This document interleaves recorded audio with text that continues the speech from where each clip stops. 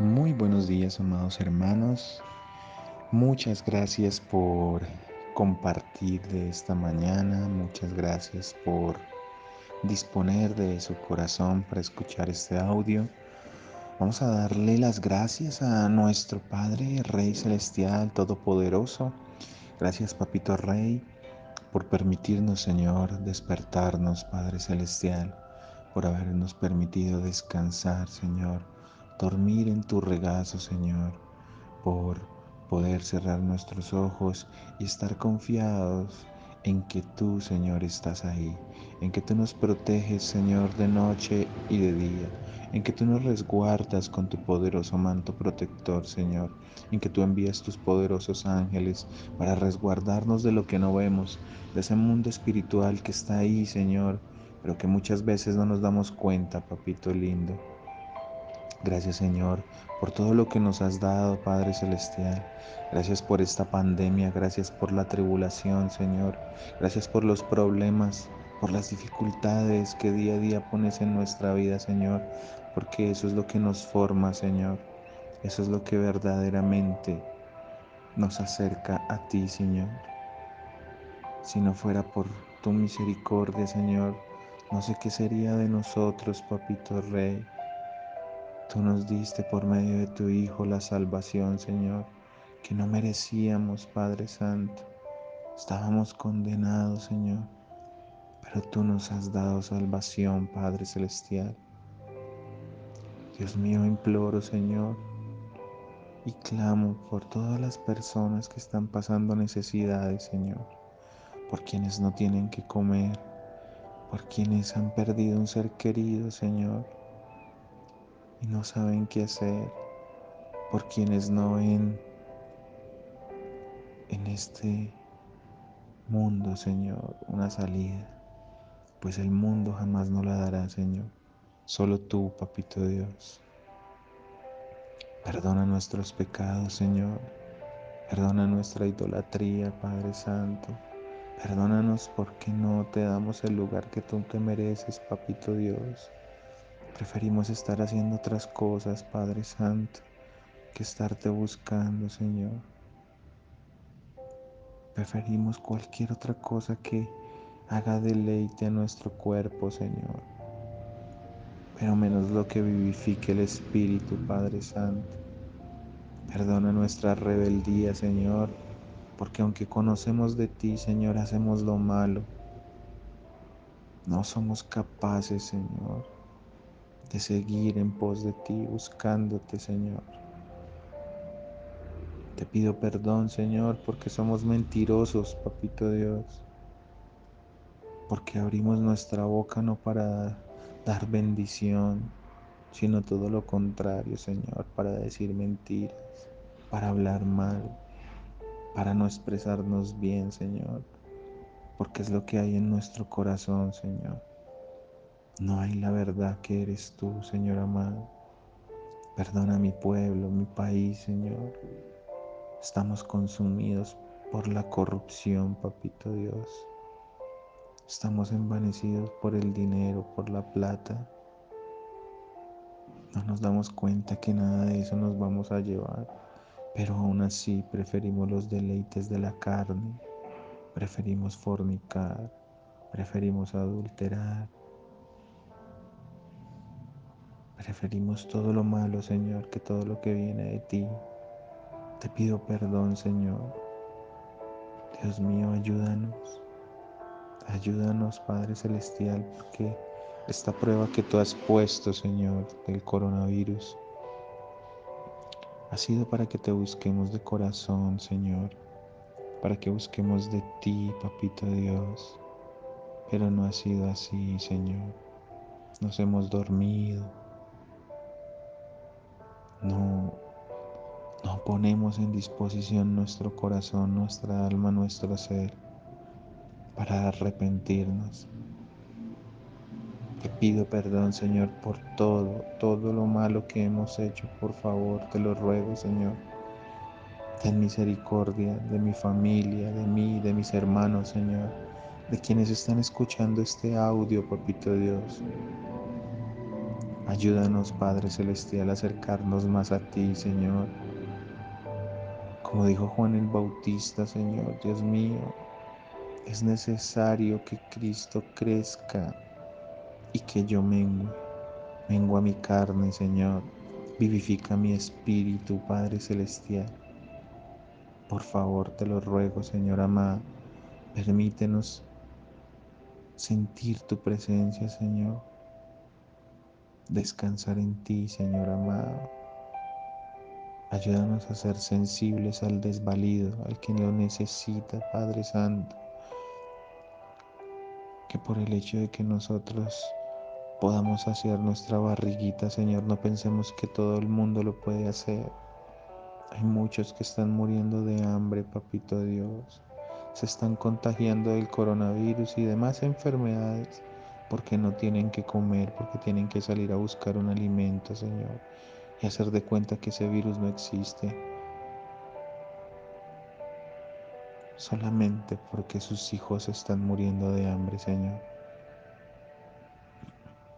¿Cómo es posible, Señor, que se gasten millones, millones de pesos, de dólares, Señor,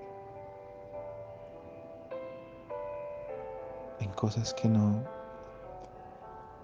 ayudan a la gente, Papito Dios? Perdona a nuestros dirigentes, Señor. ¿Cómo es posible que se roben la comida de los pobres, Señor? Tú estás airado contra nosotros, Señor, con toda la razón, Señor, porque no hacemos sino lo malo, Señor. Dios mío, ayúdanos a buscar de ti, Señor. Si mi pueblo se humillare, amado Rey, si mi pueblo se humillare, se arrepintiere con lloro, clamor, tú restaurarás nuestras vidas. Ayúdanos, Señor, por favor, te lo ruego. Hoy siento en mi corazón pedirte perdón, Señor, porque verdaderamente somos malos, Señor. Decimos estar en búsqueda de ti, Señor, pero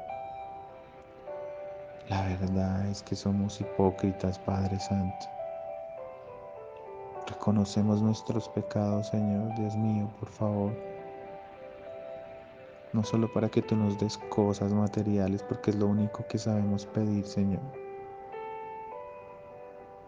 Pero se nos olvidan los demás. Solo pensamos en nosotros, no en ayudar a los demás, Papito Dios. Ayúdanos, Padre Celestial. Ayúdanos, Señor. No nos abandones, por favor, Señor.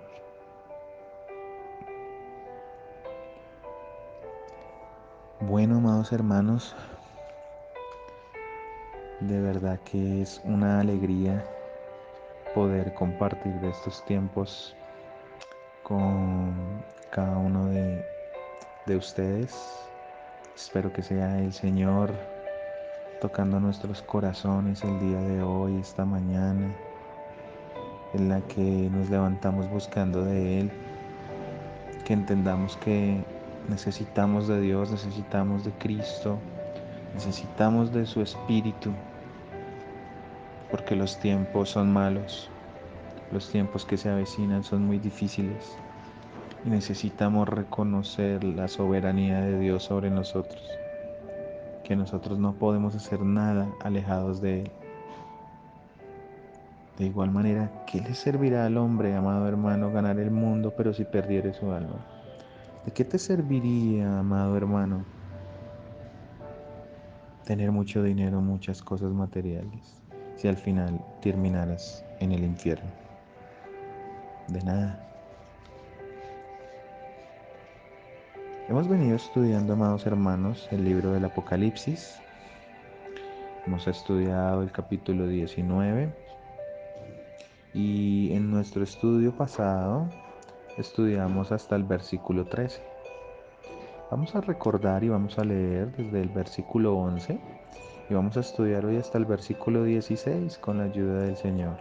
Vamos a leer para recordar y entrar en contexto.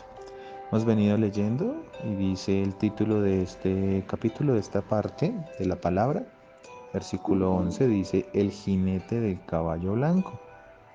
Dice el versículo 11, entonces vi el cielo abierto y he aquí un caballo blanco, y el que lo montaba se llamaba Fiel y Verdadero, y con justicia juzga y pelea. Sus ojos eran como llama de fuego, y había en su cabeza muchas diademas, y tenía un nombre escrito que ninguno conocía sino él mismo. Estaba vestido de una ropa teñida en sangre, y su nombre es el Verbo de Dios. Y los ejércitos celestiales, vestidos de lino finísimo, blanco y limpio, le seguían en caballos blancos. De su boca sale una espada aguda, para herir con ella a las naciones, y él las regirá con vara de hierro. Y él pisa el lagar del vino del furor y de la ira de Dios Todopoderoso. Y en su vestidura y en su muslo tiene escrito este nombre: Rey de Reyes y Señor de Señores. Amén. Padre Santo, entregamos esta oración, entregamos esta enseñanza en tus manos para que sea tu Santo Espíritu, Señor, guiándonos, Padre Celestial. Toca nuestros corazones, toca nuestras almas, Señor, para poder entender que el discernimiento que solo viene del Espíritu Santo, Señor, sea sobre mis hermanos y sobre mi ser, Señor. Yo me hago a un lado, Papito Dios, para que seas tú, Padre Celestial, llevando el curso de esta enseñanza. Llénanos de tu amor, de tu misericordia, y que comprendamos que todo lo que tú haces es por gracia. Nada lo merecemos, Señor. Todo es por ti y para ti. En el nombre de Cristo Jesús. Amén. Bueno, amados hermanos, como les venía diciendo, hemos venido estudiando el capítulo 19 y veníamos estudiando el jinete del caballo blanco. Este jinete no es otro más que el Señor Jesucristo. Entendíamos que después de las bodas del Cordero, eh, nosotros íbamos a estar pasando por un gran regocijo. Hay una fiesta en el cielo, ¿cierto? Porque se ha juzgado la gran ramera, la Babilonia del capítulo 17 y el capítulo 18. Y como el cielo está de fiesta, pues ahí ocurren unos acontecimientos muy importantes. La iglesia ha pasado por el tribunal de Cristo, donde ha sido limpiada de toda su maldad y está lista para casarse con el Cordero, para acceder a esas bodas. Pero para acceder a esas bodas no podíamos entrar sucios. Es por eso que el Señor en el tribunal de Cristo nos limpia y nos da esas coronas que solo se le van a dar a la iglesia. ¿Por qué? Por la fidelidad. Pero la fidelidad más que de la iglesia, del mismo Señor, pues Él lo prometió. Veíamos que eran 5 coronas, 5 reconocimientos que el Señor nos iba a dar por todo lo que realizamos en vida para la obra del Señor. Una vez sucedido esto, íbamos a entrar a la cena con las bodas del Cordero, íbamos a entrar a una gran fiesta que el Señor va a realizar, un banquete por honor a que por fin somos uno con Cristo. La cabeza y el cuerpo se unen en uno solo. Recordemos, la cabeza es nuestro Señor Jesucristo y nosotros somos el cuerpo, la iglesia. Una vez esto, Juan, en el capítulo 11, ve el cielo abierto, de la misma manera en que el Señor Jesucristo ascendió a los cielos después de resucitar, después de mostrar a sus apóstoles, a sus discípulos, la obra completa, ¿sí? La obra completa de la cruz. Él asciende al cielo y 2 ángeles les dicen a ellos que no se preocupen, que de esa misma manera en que Él se está yendo, regresará por su iglesia en las nubes. De eso mismo es lo que habla el arrebatamiento. Decíamos que no podíamos confundir el arrebatamiento con la segunda venida, que es esta del jinete del caballo blanco. Cristo inicialmente viene por su iglesia, sí, pero en las nubes. Ese es el arrebatamiento, solamente lo va a ver la iglesia. Pero la segunda venida colocará sus pies hermosos sobre el monte de los olivos y aquí comenzará la batalla del Armagedón. Él viene para qué? Para juzgar. Mientras que en el arrebatamiento viene para salvarnos, para llevarnos con Él a esas bodas del Cordero. ¿Sí? Él dice, el Señor prometió que Él iba a volver para arrebatar la tierra del usurpador y establecer su reino justo, el reino milenario. Hemos visto diferentes acontecimientos, ¿cierto? Pero no podemos confundir el arrebatamiento con la segunda venida, es muy importante. Hemos también visto que el Señor Jesús es el único fiel y verdadero. Cristo vendrá triunfante. Esa es la representación de lo que ve Juan. Por eso lo ve en ese caballo blanco que hace referencia al mundo antiguo de cuando los gobernantes, después de una batalla, después de ganar una guerra, salían en su corcel blanco, ¿cierto? A desfilar. Esa es la representación del caballo blanco. Inicialmente Cristo vino en un pollino, en un burrito, si recordarán ustedes, ¿sí? Que Él entró a Jerusalén en un burro. Tal sería la humildad del Señor cuando vino, que entró de esa manera. Y ahí el pueblo de Israel lo reconoce como rey, pero ese rey humilde, ese rey sumiso, ¿cierto? Pero ya acá va a venir en su caballo, en su corcel, representando qué, representando su realeza, representando su poder, su soberanía. ¿Y por qué? Porque es que él viene a derrotar a la maldad, a derrotar al anticristo, a Satanás, al falso profeta. Porque el mundo está en corrupción. O sea, también vendrá por los moradores de la tierra para ser que enjuiciados. Vimos cómo la palabra describe al Señor Jesucristo en esa segunda venida. Dice que Él viene con ojos como llama de fuego. Entendíamos que esos ojos como llama de fuego es que nada se le escapa de la visión permanente, que el Señor Jesucristo lo conoce todo, lo sabe todo, que ninguno de nosotros lo puede engañar, que ninguno de nosotros podemos decirle mentiras al Señor, porque Él conoce nuestro corazón. Cristo conoce todo de nosotros, sabe exactamente lo que pensamos, aún mucho antes de que nuestra boca lo pueda expresar. Él ya sabe que hay ahí. Veíamos también que Él venía y traía unas diademas. Esas diademas representan el poder, autoridad y reinado de nuestro Señor Jesucristo. Adicional, Juan ve un nombre escrito, ¿sí? Que ninguno conocía sino él mismo, solo Cristo. Esto nos muestra que hay cosas ocultas que de igual manera nosotros no podemos comprender, cosas que están más allá de nuestro entendimiento y comprensión humana. Juan vio el nombre, pero no lo comprendió, pues hay misterios de Dios que ni siquiera los santos, ni siquiera los ángeles de pronto pueden llegar a entender, sino solo Dios mismo. Nosotros hay veces limitamos a Dios como si fuera una persona, como si fuera cada uno de nosotros, en donde creemos que Él actúa conforme como nosotros actuamos, pero nada más lejos de la verdad. Él está mucho más allá, sus pensamientos son más altos, porque mis pensamientos son más altos que los cielos, son más altos que la tierra,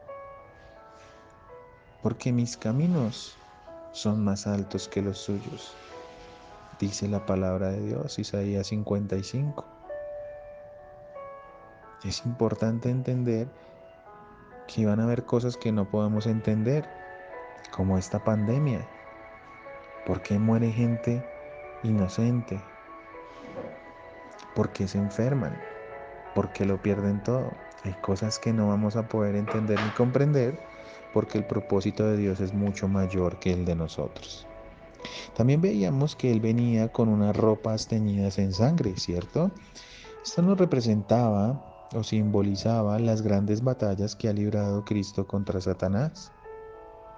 ¿Y por qué bañadas de sangre? Porque Él entregó en esas batallas todo por nosotros. La más representativa, sin duda alguna, es la batalla de la cruz, la cual Él venció por ti y por mí. Entregó su vida completamente hasta la última gota de sangre para que tú y yo fuésemos salvos. Y ahí la pregunta, ¿hemos recibido a Cristo en nuestro corazón? ¿Hemos aceptado lo que Él ha hecho por cada uno de nosotros? ¿Verdaderamente Él gobierna nuestras vidas? Porque es muy fácil pedir, pero ¿y qué hay de nosotros? ¿Qué hay de lo que nosotros debemos hacer? Es totalmente cierto, somos salvos por gracia, no por obras. Pero dice también el libro de Santiago, muéstrame tus obras y yo te mostraré mi fe con mis obras. Si yo he cambiado, tengo que dar una vida de testimonio. No soy salvo por obras, soy salvo por fe, por gracia. Pero yo tengo que mostrar un cambio en mi vida.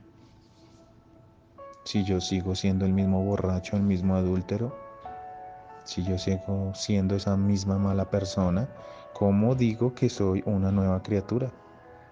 ¿Cómo digo que Cristo está en mi corazón? No es posible. No quiere decir que seamos perfectos, pero sí que estamos en la búsqueda de esa perfección, que solamente llegará cuando estemos con Cristo. Solamente llegará cuando el Señor nos perfeccione en el cielo. Pero yo tengo que llegar en santidad, una santidad práctica, que es lo que evidencia que yo he sido salvo. La palabra dice que Cristo viene con el nombre el Verbo de Dios. ¿Por qué? Porque Cristo es Dios mismo. Estudiamos que Cristo, que Jesús es la imagen del Dios invisible.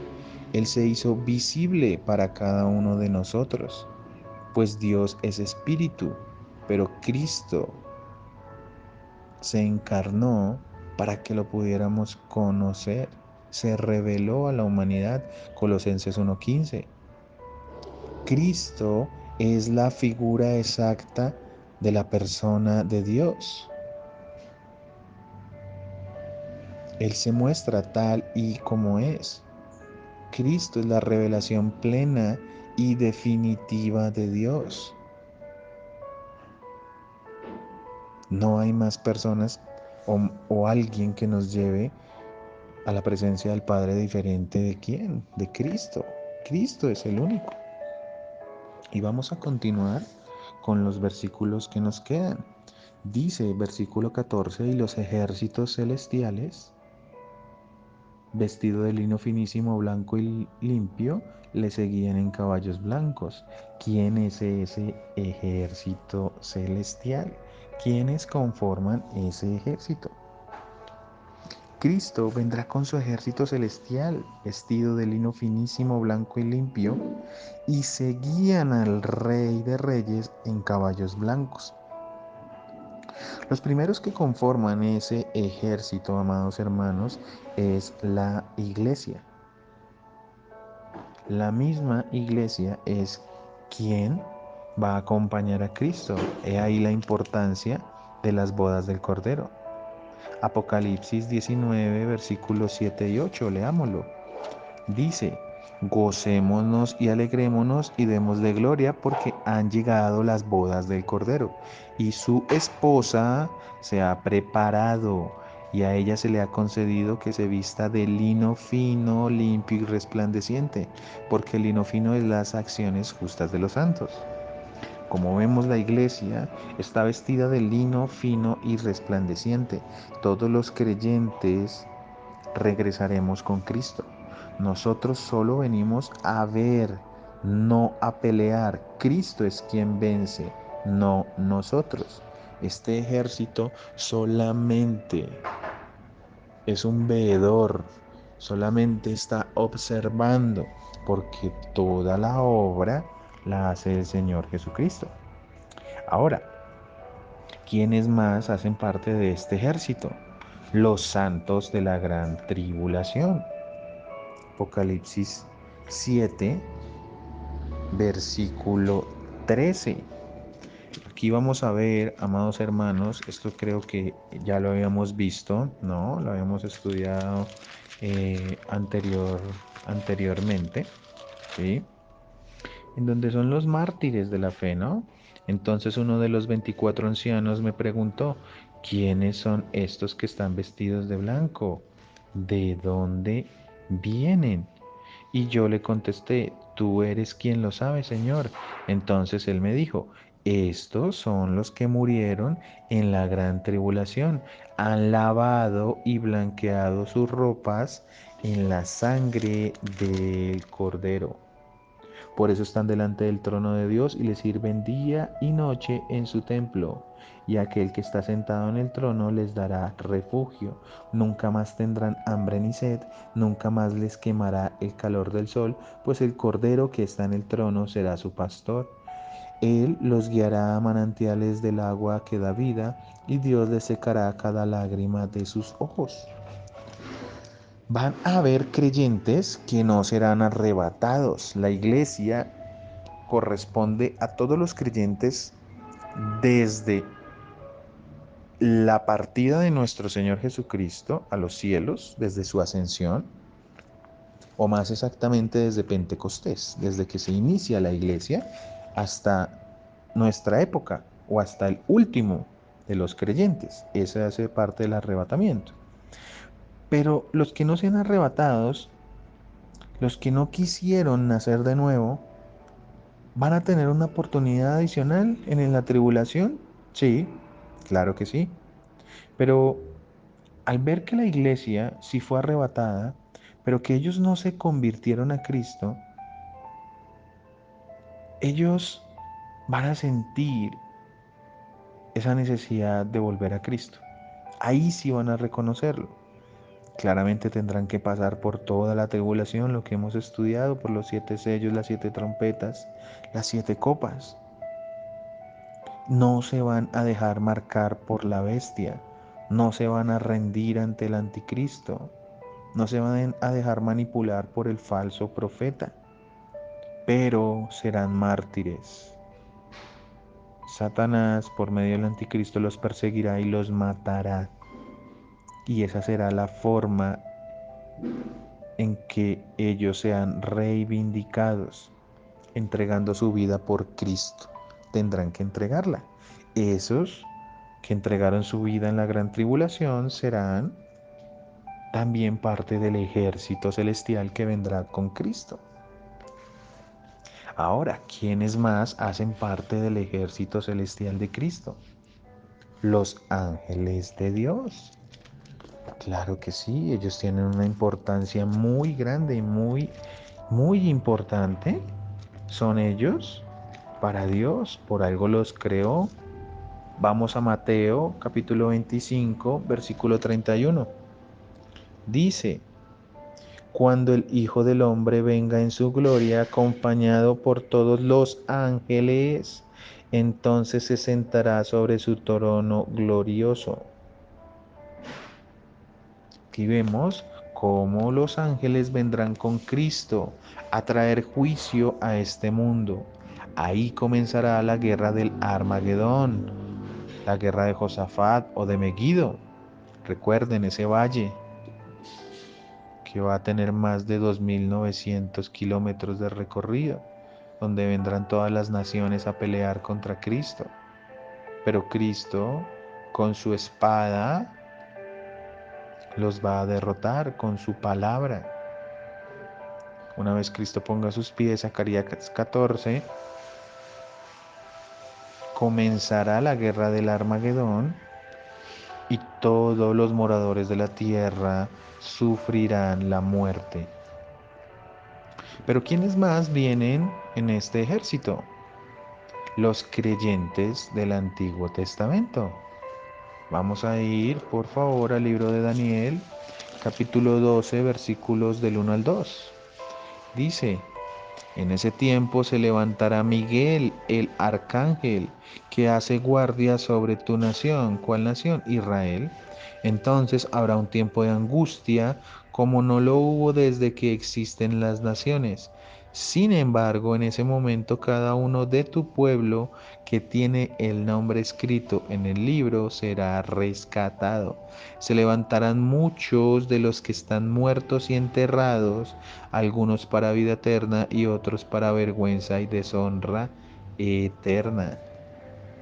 Miguel vendrá con los santos de Israel. Miguel siempre ha resguardado al pueblo de Israel, ese es su ministerio. Es muy importante entender que Dios siempre ha amado a Israel y Él no se va a olvidar de su pueblo. Miguel ayudará a liberar el pueblo judío de la opresión del anticristo. Y todo esto será guiado por el mismo Jesús.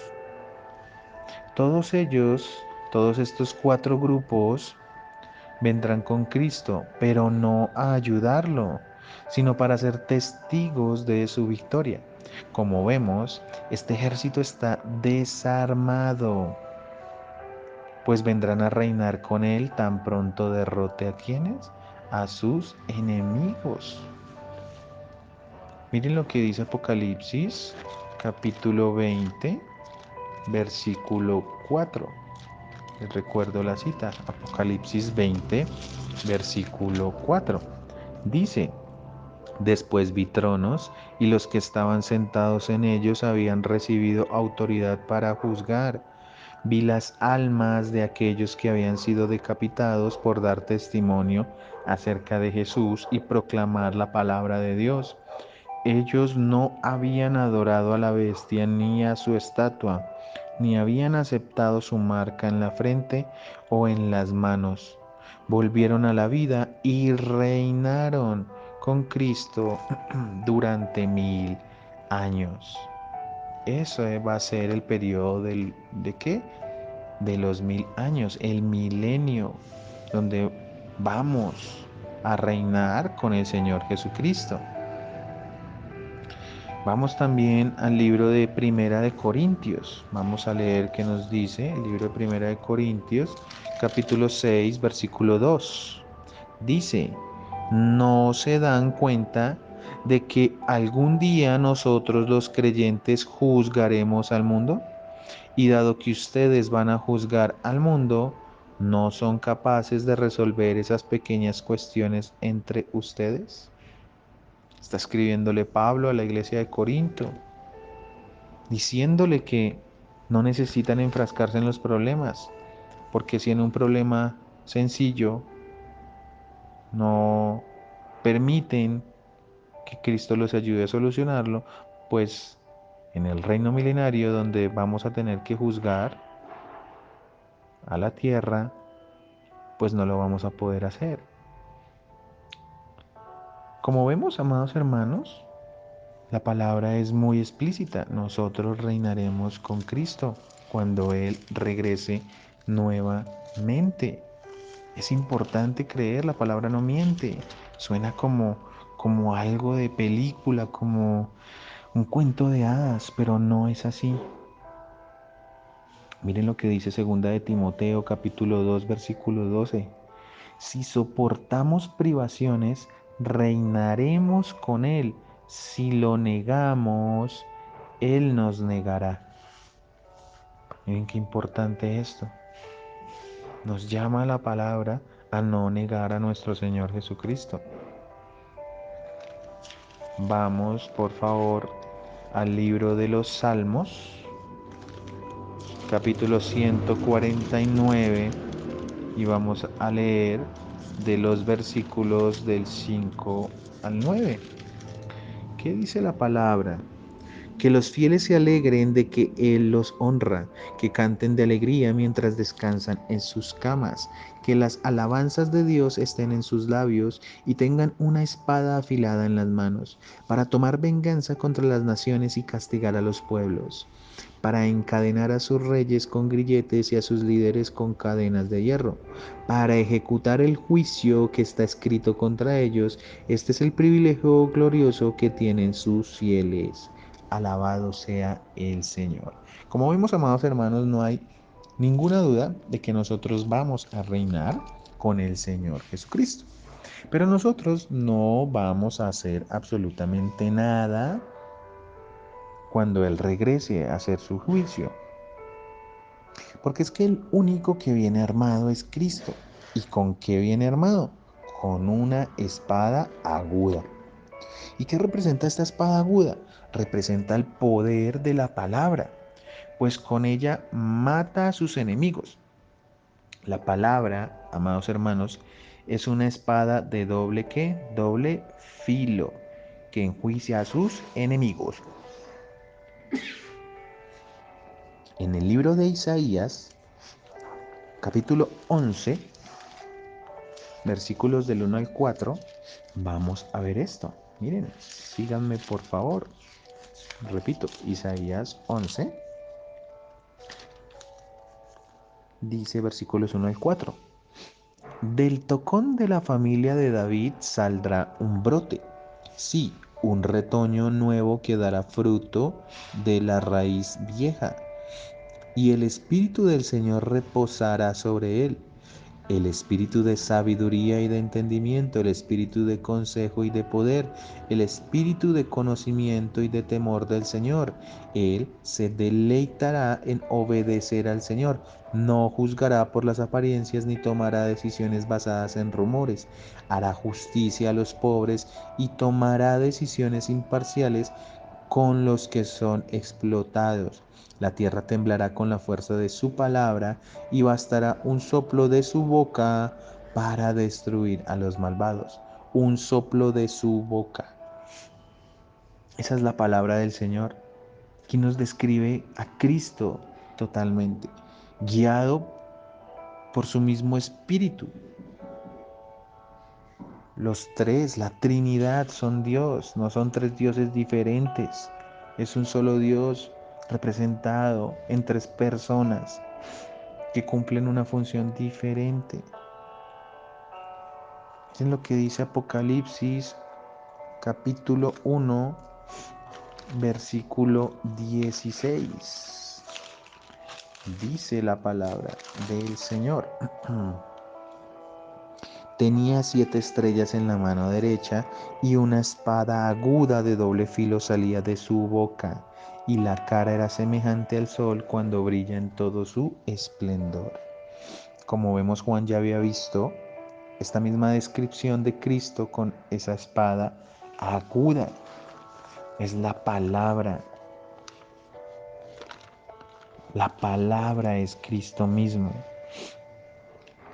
Hebreos, vamos a ir al libro de Hebreos, por favor, al capítulo número 4, versículos 12 y 13.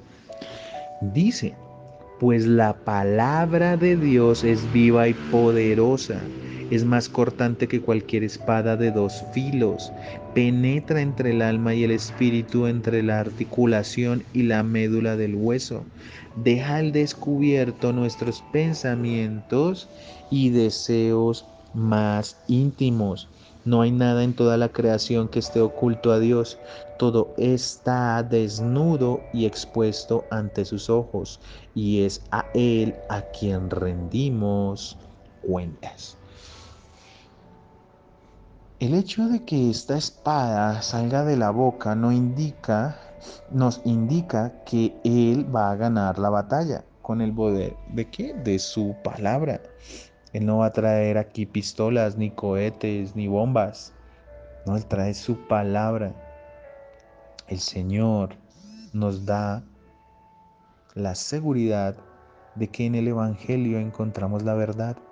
Por eso esa es su espada. Por eso esa espada penetra hasta lo más profundo de las coyunturas de cada uno de nosotros. Por eso cuando leemos sentimos ese regocijo, pero también sentimos que el Espíritu nos habla diciéndonos cuando nos estamos equivocando. Por ahí nos habla Cristo Jesús. La palabra tiene poder para crear, pero también para destruir, pues Dios también es fuego consumidor. Y esto será lo que les suceda a los que estén en ese momento en su contra. Aunque los santos vienen, estos cuatro grupos, con Cristo para reinar y gobernar, no son ejecutores de su juicio divino. Esta tarea es exclusiva del Señor Jesucristo, al lado de sus ángeles santos. También dice que Cristo viene con vara de hierro. El juicio veloz y justo, porque esto va a ser muy rápido, amados hermanos, caracteriza el mandato de Cristo en su reino terrenal. Pues los creyentes participaremos de su autoridad. El Señor juzga firmemente.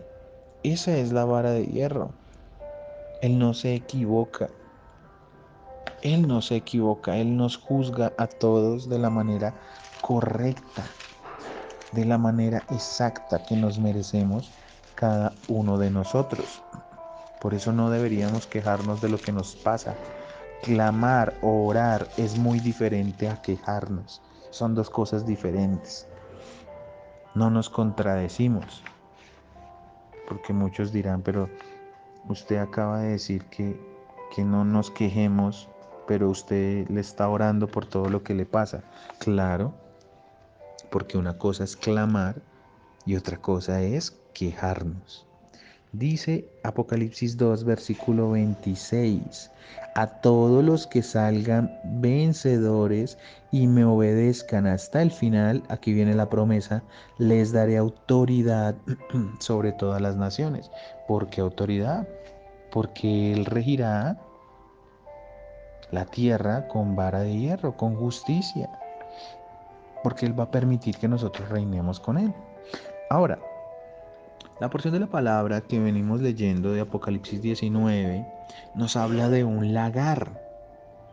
¿Qué es ese lagar? Ese lagar es un símbolo gráfico del juicio y la guerra del Armagedón. El lagar es lo que representa toda la guerra que ha habido. Miren, vamos al libro de Isaías, por favor. Y en el libro de Isaías vamos a leer el capítulo 63. Vamos a leer los primeros 3 versículos. Dice, juicio contra los enemigos del Señor. ¿Quién es este que viene desde Edom, desde la ciudad de Borsa, con sus ropas teñidas de rojo? ¿Quién es este que lleva vestiduras reales y marcha en su gran fuerza? Soy yo, el Señor, proclamando su salvación. Soy yo, el Señor, quien tiene el poder para salvar. ¿Por qué están tan rojas tus ropas como si hubieras estado pisando uvas? Estuve pisando el lagar yo solo. No había nadie allí para ayudarme. En mi enojo he pisado a mis enemigos como si fueran uvas. En mi furia he pisado a mis adversarios. Su sangre me ha manchado la ropa. Aquí vemos cómo este lagar representa ese sitio donde Dios ha tenido que desenfocar toda su ira. Pero su ira justa, no es la ira como nosotros, ese descontrol, no. Es el pago por la maldad. Por eso el lagar simboliza el juicio y la guerra del Armagedón. Fíjese que viene con vestiduras manchadas de rojo. Es lo mismo que vimos en Apocalipsis 14:19 cuando lo estudiamos. ¿Qué decía Apocalipsis 14:19? Dice, así que el ángel pasó su voz sobre la tierra y echó las uvas en el gran lagar de la ira de Dios. Miren, las uvas, para que me entiendan de un poco mejor, las uvas representan al mundo y cómo serán recogidas donde habrá tanta sangre que salpicará los frenos de los caballos. Eso nos dice el estudio de la palabra. Leamos el versículo 20 de ese mismo capítulo 14. Dice, las uvas fueron pisadas en el lagar fuera de la ciudad, y del lagar brotó un río de sangre de unos 300 kilómetros de largo y de una altura que llegaba a los frenos de un caballo. Esa va a ser la mortandad en la batalla del Armagedón. Solo con la palabra Cristo nos va a derrotar. Solo con su palabra toda la maldad se irá. Ese es el lagar, ese sitio, ese Armagedón, ese juicio.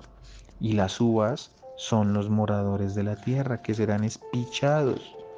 Cuando espichamos una uva sale todo lo que hay dentro de ella. Asimismo saldrá todo lo que hay en ese entonces de la maldad en contra del Señor. ¿Mm? Y por último, amados hermanos, Cristo vendrá y en su muslo con un nombre. Esto es hermoso, ¿no? Dice Rey de Reyes y Señor de Señores. Jesús portará una insignia en su vestidura y muslo, con un título que recalca su soberanía absoluta sobre todos los gobernadores humanos. Hay veces creemos que porque tenemos una posición en nuestro trabajo dominante, un puesto político que resalta sobre los demás, porque tenemos mucho dinero, eso nos hace reyes. Pues déjame decirte que no es así. El único rey es Cristo, Rey de reyes, Señor de señores. Apocalipsis 17:14. Irán juntos a la guerra contra el Cordero, pero el Cordero, o sea, Cristo, los derrotará, porque Él es el Señor de todos los señores y el Rey de todos los reyes. Y los que Él ha llamado y elegido y le son fieles estarán con Él. Hermoso, ¿cierto? No tenemos que confiar sino en Jesús, en Cristo. Él es el creador del universo. Amado hermano, hemos podido estudiar a plenitud quiénes son los que acompañarán al Señor Jesús cuando venga. Hemos visto que presenciaremos cómo Él pisará el lagar con la ira de Dios, cómo el mundo será destruido, cómo la sangre de estas personas llegarán hasta los frenos de los caballos. Esto todo sucederá en el valle del Armagedón, de Josafat o de Megiddo. Es muy triste cómo terminará la humanidad, pero ha sido por la misma rebelión contra Dios. Ahorita nadie cree. Todo el mundo, amados hermanos, piensa que esto es un cuento de hadas, que esto es mentira. Y estamos mal, muy mal. Solamente queremos estar puestos en conseguir plata, en conseguir recursos económicos, en tener rebosantes nuestras alacenas, en que no nos haga falta nada, en tener carro, beca, finca, piscina. Y eso no es lo importante. Es tiempo de arrepentirse, hermanos míos. Es tiempo de que busquemos la presencia del Señor. Amados míos, Dios los bendiga. Espero que hayan sido edificados con esta hermosa palabra. Que sea Dios Todopoderoso guiándolos. En el nombre de Cristo Jesús. Amén y amén.